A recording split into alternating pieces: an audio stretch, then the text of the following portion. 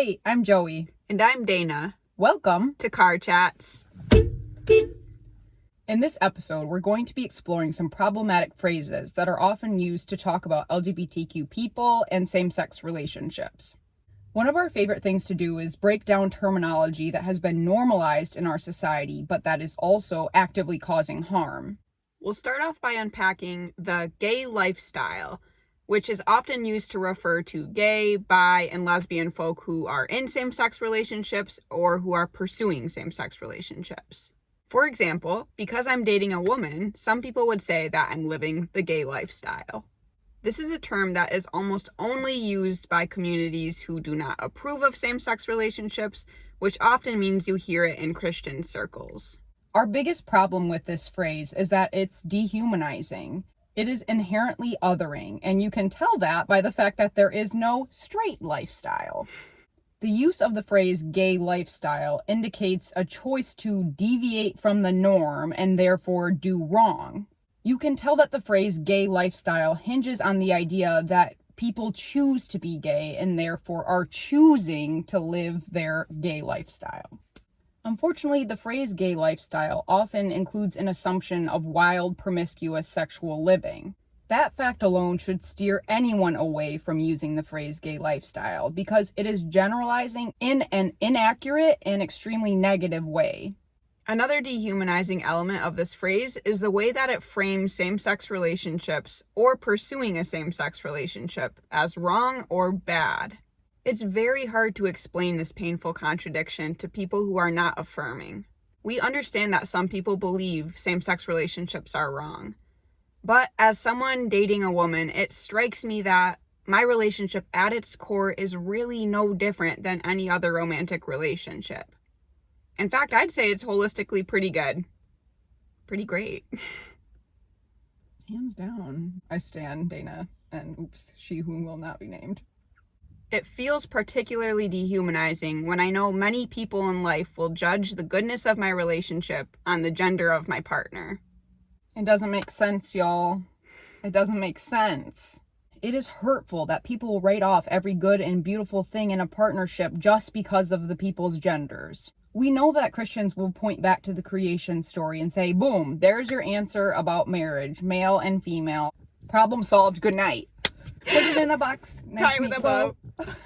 Well, we do have a fundamental disagreement with that view, but also we would challenge Christians to think more openly and curiously about learning from same-sex couples and people in same-sex relationships.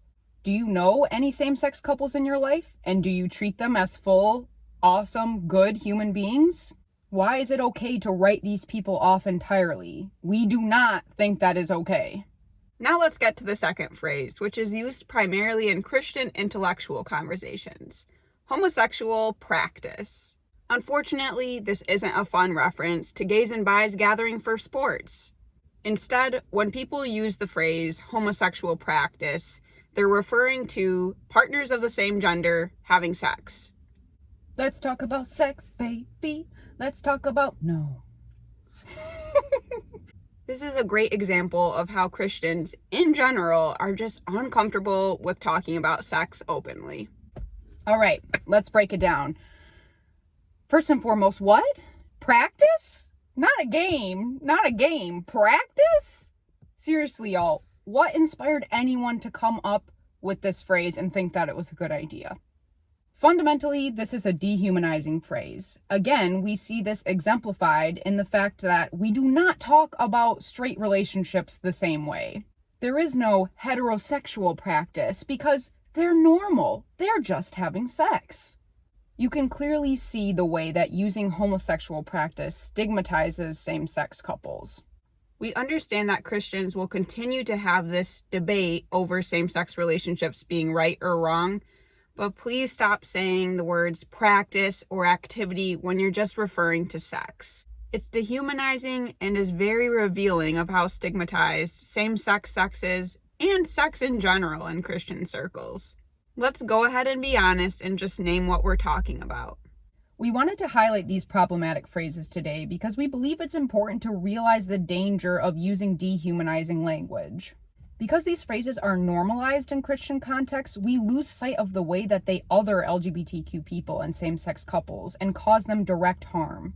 These phrases are so normalized that they're used by both affirming and non-affirming Christians, and that's something that we need to interrogate. As followers of Jesus, we believe that it is crucial to examine the way that we talk about and engage with complex topics. We want to enter into these conversations with a posture of love and openness. What is the kind of love we're called to? We are called to a love that truly sees and treats others as made in the image of God. And the words that we use matter.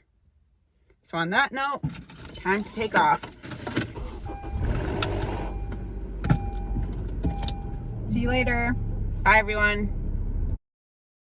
Check out my lifestyle. Check out my lifestyle. What? My gay lifestyle is sitting in this boiling booty car trying to do a car chats episode. It's hot. Yeah. Nice neat bow. Nice neat Boxes. bow. Tie it in a box. Oh, tie it in a box. Oh, so. Oh, yo. I blame the cup. Cup is at fault here. Poor design. Have a shirt that needs some watering? Buy this cup. Homosexual practice. Oh, Pauline. Uh-oh. Is it on? Is it going? I can't see anything.